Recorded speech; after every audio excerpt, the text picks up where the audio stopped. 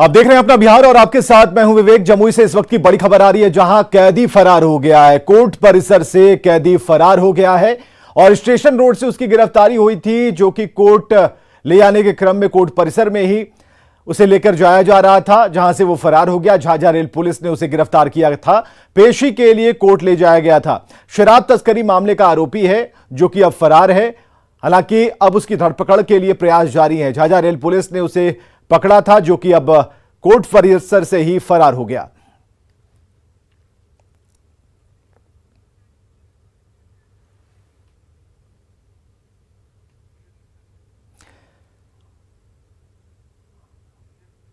तो जमुई से बड़ी खबर हम आपको बता रहे हैं, फरार कैदी गिरफ्तार किया गया है। जी हां, कोर्ट परिसर से यह फरार हुआ था, जिसकी गिरफ्तारी हो गई है। स्टेशन रोड से गिरफ्तारी हुई है। झाझा रेल पुलिस ने गिरफ्तार किया और पेशी के लिए इसे कोर्ट लाया गया था। शराब तस्करी से जुड़ा हुआ मामला, जिसका यह आरोपी था।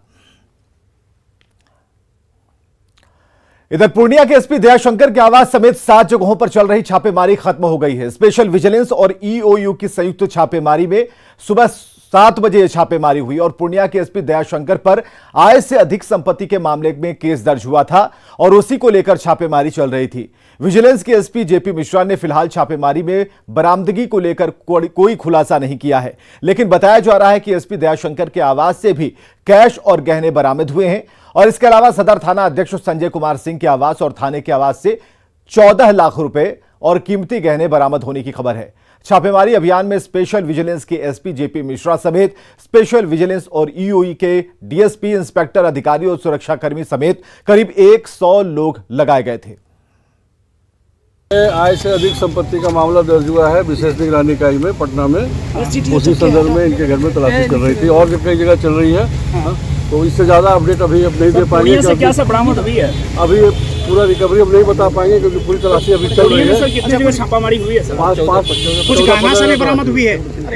अब ये पूरा अपडेट आपको बाद में प्रेस रिलीज दे देंगे। अभी कोई तलाशी चल रही है, अभी पूरी बात नहीं बता पाएंगे, बाद में बताएंगे। पूर्णिया एसपी दयाशंकर के आवास समेत 7 जगहों पर स्पेशल विजिलेंस और ईओयू की छापामारी चली और ईओयू के स्पेशल विजिलेंस के एसपी जेपी मिश्रा अभी बाहर निकले और उन्होंने कहा कि छापामारी में कई चीज़ें निकली है। हालांकि क्या हुआ है, क्या पता चला है, ये अभी खुलासा उन्होंने नहीं किया। उन्होंने कहा कि प्रेस रिलीज के माध्यम से आप लोगों को जानकारी दे दी जाएगी, लेकिन कयास लगाया जा रहा है कि यहाँ पर भारी मात्रा में गहने और नगद राशि बरामद हुई है। इसके अलावा सदर थाना प्रभारी संजय कुमार सिंह के यहाँ भी छापामारी हुई, उनके आवास पर और सदर थाना में छापामारी हुई। इसके अलावा जो एसपी के क्राइम रीडर हैं नीरज कुमार, उनके आवास पे और श्रावण कुमार के आवास पे छापामारी हुई है। अभी तक क्या बरामद हुआ है ये खुलकर सामने नहीं आया है, लेकिन 7 घंटे तक ये छापामारी चली और अब छापामारी अभियान समाप्त हो चुकी है। अभी यहाँ से पूरी टीम रवाना हो चुकी है। कुमार प्रवीण, न्यूज़ 18 पूर्णिया। और खबर पटना से है, जहां ताजा ब्यूटी पार्लर की आड़ में सेक्स रैकेट चलाए जाने का भंडाफोड़ पटना पुलिस ने किया है। पौष इलाके बोइंग रोड में ब्यूटी पार्लर में छापेमारी के दौरान 3 लड़कियों समेत 6 लोगों को गिरफ्तार किया गया।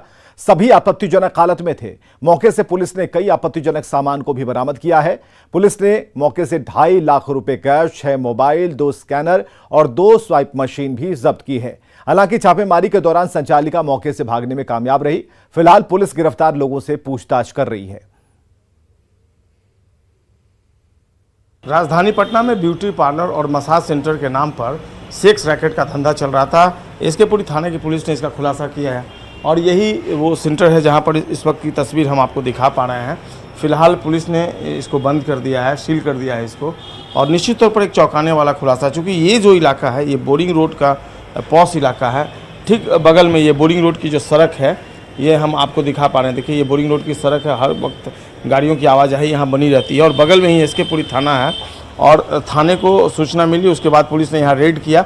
हालांकि इस दौरान संचालिका भागने में सफल रही है, लेकिन मौके से 3 युवक और 3 युवतियों को आपत्तिजनक हालत में पकड़ा है पुलिस ने और इसके पूरी थानेदार ने जानकारी दी है कि ये जो पकड़ी गई लड़कियाँ ये प्रोफेशनल हैं, इसलिए इनको अरेस्ट किया गया है और फिलहाल पूछताछ चल रही है। कई चौंकाने वाले खुलासे हुए हैं, कई आपत्तिजनक सामान भी यहाँ से जब्त किए गए हैं और जो जानकारी मिली है उसके आधार पर संचालिका को पकड़ने के लिए पुलिस छापेमारी कर रही है। एक बड़ा खुलासा, चूँकि काफ़ी पहले पटना में सिटी एसपी जब शिवदीप लांडे हुआ करते थे तब जितने भी ब्यूटी पार्लर्स थे उनके अगेंस्ट में एक अभियान चलाया गया था और लगभग सभी ब्यूटी पार्लर में इस तरह का धंधा बंद हो गया था। लेकिन एक बार फिर से जिस तरीके से इस मामले का खुलासा हुआ, एक चिंताजनक बात जरूर है, क्योंकि ब्यूटी पार्लर की आड़ में सेक्स रैकेट फिर से अगर फल फूल रहा है तो ये पटना पुलिस के लिए एक चैलेंज है और देखना होगा पटना पुलिस इस तरह के मामले आने के बाद कैसे ब्यूटी पार्लर्स में चल रहे इस नापाक धंधे को रोकती है। कैमरा पर्सन दीपक के साथ संजय कुमार, न्यूज़ 18 पटना। इधर बीसीसीआई में एंट्री के नाम पर धोखाधड़ी हुई है। दिल्ली पुलिस की पटना में छापेमारी से जुड़ी खबर है, जहां कदम कुआं इलाके में छापेमारी की गई है। बीसीसीआई में एंट्री के नाम पर धोखाधड़ी, फर्जी स्पोर्ट्स कंपनी खोलकर यह धोखाधड़ी की गई है। पटना पुलिस के सहयोग से यह छापेमारी की गई है।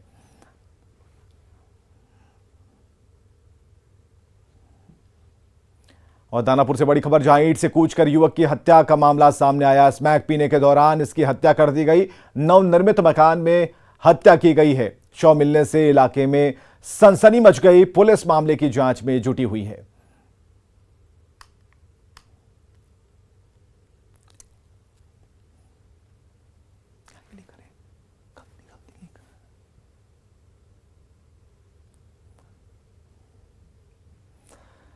संपूर्ण क्रांति के प्रणेता जयप्रकाश नारायण की जयंती के मौके पर केंद्रीय गृह मंत्री अमित शाह ने जेपी के गांव सिताब दियारा में जेपी की आदमकद प्रतिमा का अनावरण किया। शाह और यूपी के सीएम योगी आदित्यनाथ ने जेपी को श्रद्धांजलि दी और बिहार की महागठबंधन सरकार पर जमकर हमला बोला। शाह और योगी को सुनने के लिए बड़ी संख्या में लोग इकट्ठा हुए थे। एक समाजवादी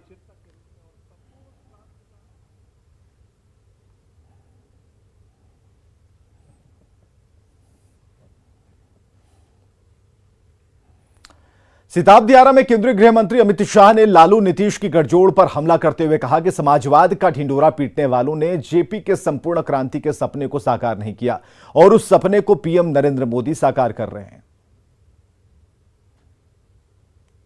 सुना था अंधेरे में एक प्रकाश, जय प्रकाश, जय प्रकाश, और उसी नारे पर गुजरात और बिहार के युवा एकत्रित होकर सत्ता परिवर्तन करे थे।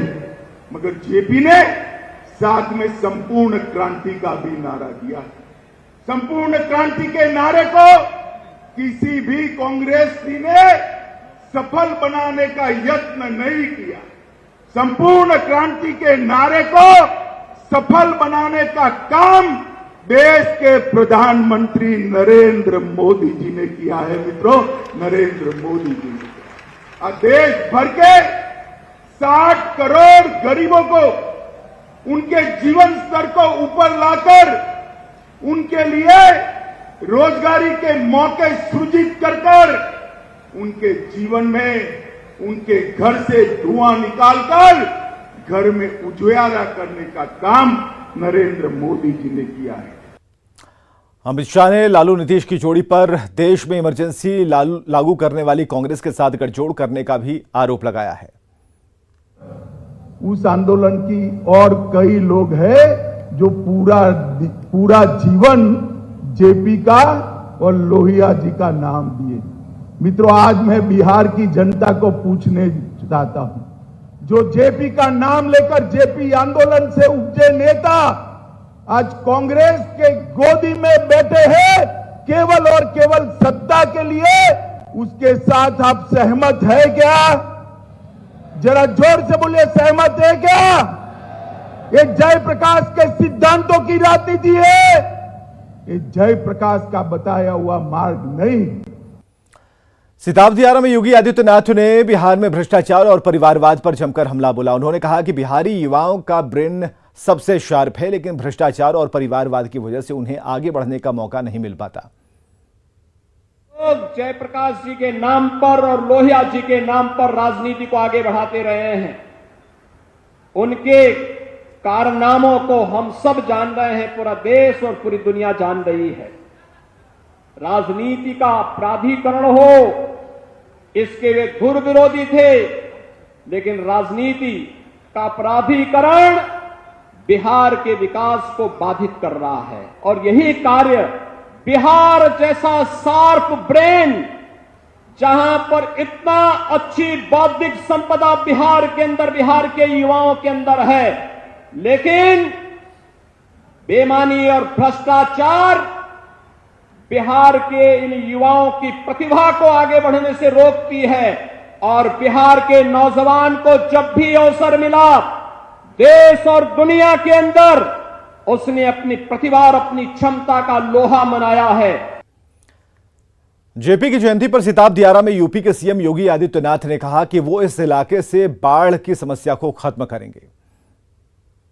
पर इस गांव के बाद की भूमि जनपद बलिया की भूमि आती है और हम लोगों ने पहले से तय किया है, मैं तो बिहार सरकार से पहले से ही कहता रहा हूं कि हमें बाढ़ की समस्या के समाधान करने के लिए नदी के ड्रेजिंग के कार्यक्रम को आगे बढ़ाना चाहिए। यह हमें जल यातायात की सुविधा के साथ भी जोड़ेगा और हर वर्ष आने वाली बाढ़ की समस्या का समाधान भी करेगा। उत्तर प्रदेश के अंदर खासतौर पर मां गंगा और मां सरयू के इस संगम स्थल पर यह क्षेत्र हर वर्ष बाढ़ की त्रासदी को झेलने के लिए जो मजबूर होता है, उसको भी उत्तर प्रदेश सरकार अपने कार्यक्रमों के साथ आगे बढ़ा करके इसे बाढ़ से मुक्त करने के साथ ही यहां के समग्र विकास को आगे बढ़ाने का कार्य करेगा। योगी ने इमरजेंसी के लिए कांग्रेस पर हमला बोला और कहा कि कांग्रेस ने लोकतंत्र को कुचलने का प्रयास किया, लेकिन जेपी ने लोकतंत्र को बचाने के लिए अभूतपूर्व आंदोलन किया। और यही कारण था इस देश के अंदर जब आजादी के उन सभी योद्धाओं ने स्वतंत्र भारत में भारत की व्यवस्था कैसे होनी चाहिए, एक स्वस्थ संसदीय प्रणाली को अपनाया था, लेकिन सत्ता मोह में उस समय की सरकार इस कदर आंखों में पट्टी बांध चुकी थी कि एक समय उसने लोकतंत्र को भी कुचलने का कार्य किया।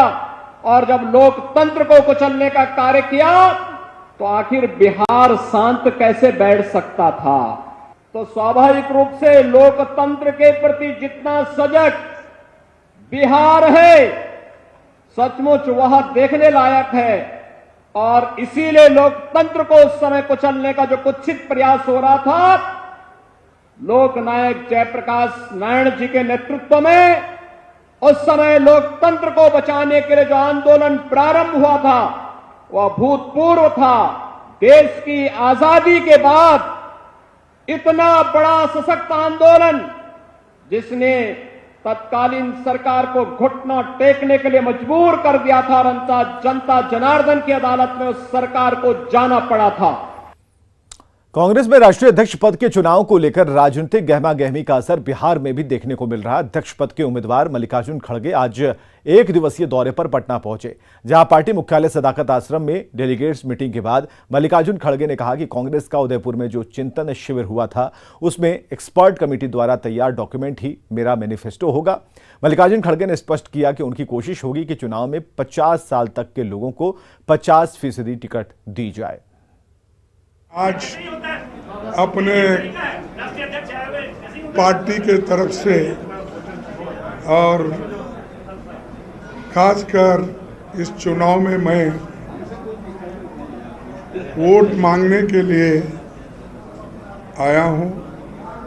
कांग्रेस पार्टी के संगठन का अध्यक्ष पद का चुनाव हो रहा है, तो इसलिए मैं हर स्टेट में जाकर उनसे विनती कर रहा हूं और सभी डेलीगेट से मैं ये बात कह रहा हूं कि मैं जो कैंडिडेट बना, ये सब सीनियर लीडर्स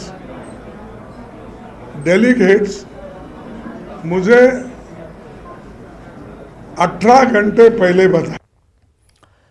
बेगूसराय में बेखौफ अपराधियों का तांडव एक बार फिर देखने को मिला, जहां बेखौफ अपराधियों ने बीजेपी नेता और रिटायर्ड फौजी विजय सिंह की गोली मारकर हत्या कर दी। इस हत्या के बाद दो इलाके में सनसनी फैल गई है, परिजनों में कोहराम मच गया है। घटना नया गांव थाना क्षेत्र के सोनापुर गांव की है। मृतक रिटायर्ड फौजी की पहचान विजय सिंह के रूप में की गई और बताया जाता है कि रिटायर्ड फौजी विजय सिंह आज सुबह मॉर्निंग वॉक करने के लिए जा रहे थे। वहीं स्थानीय लोगों ने इसकी सूचना पुलिस को दी। मौके पर नया गांव थाने की पुलिस पहुंचकर पूरे मामले की तफ्तीश में जुट गई है। और आपको बताते चलें कि 6 महीने पहले ही रिटायर्ड फौजी के बेटे को भी अपराधियों ने गोली मारकर हत्या कर दी थी। घटना के बाद आक्रोशित लोगों ने आरोपी के घर जाकर तोड़फोड़ की है।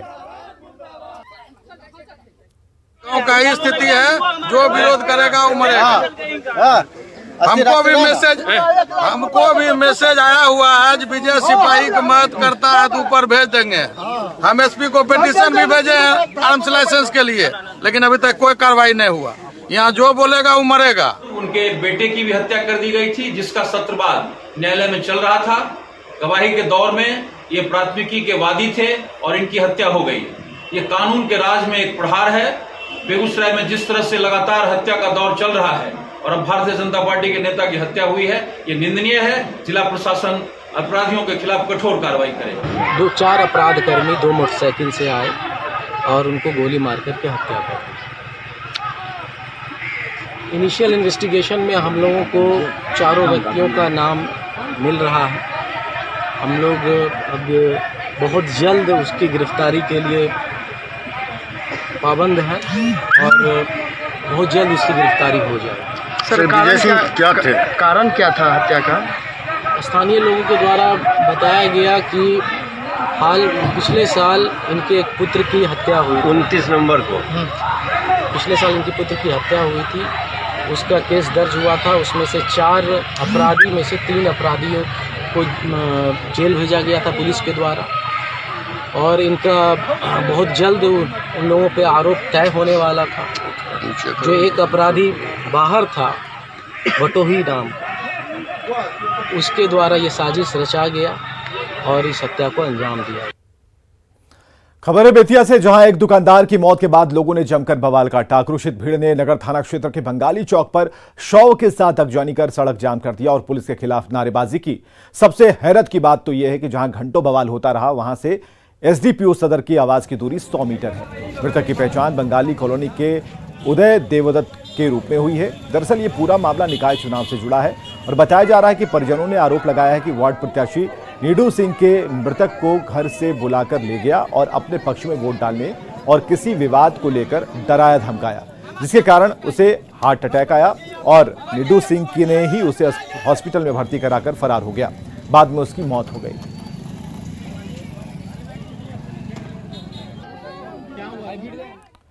सहरसा से बड़ी खबर है, प्रधान डाकघर में हाथापाई की नौबत आ गई। सुरक्षा गार्ड और अभिकर्ता के बीच झड़प हुई है। झड़प के बाद अफरा तफरी का माहौल है। गार्ड को रोके जाने पर यह विवाद शुरू हुआ। ये बड़ी खबर हम आपको बता रहे हैं। प्रधान डाकघर में मारपीट की घटना, जहां सुरक्षा गार्ड और अभिकर्ता के बीच झड़प हुई है।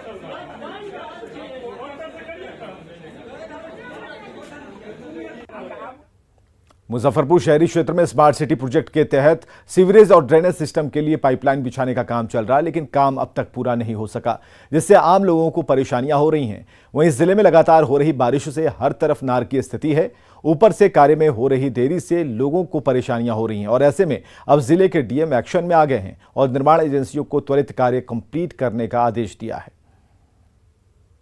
में लगभग जितने भी कार्य होने थे सभी का टेंडर हो चुका है और टेंडर के पश्चात सभी को कार्यादेश निर्गत हुआ है। कतिपय कारणों से कुछ परियोजनाओं में समय विस्तार दिया गया है। इसको लगातार मॉनिटरिंग करके यथासंभव यथाशीघ्र पूर्ण कराने का निर्देश भी दिया गया और मेरे द्वारा भी इसकी समीक्षा भी आज की जा रही है। और आगे देखिए जोहार झारखंड।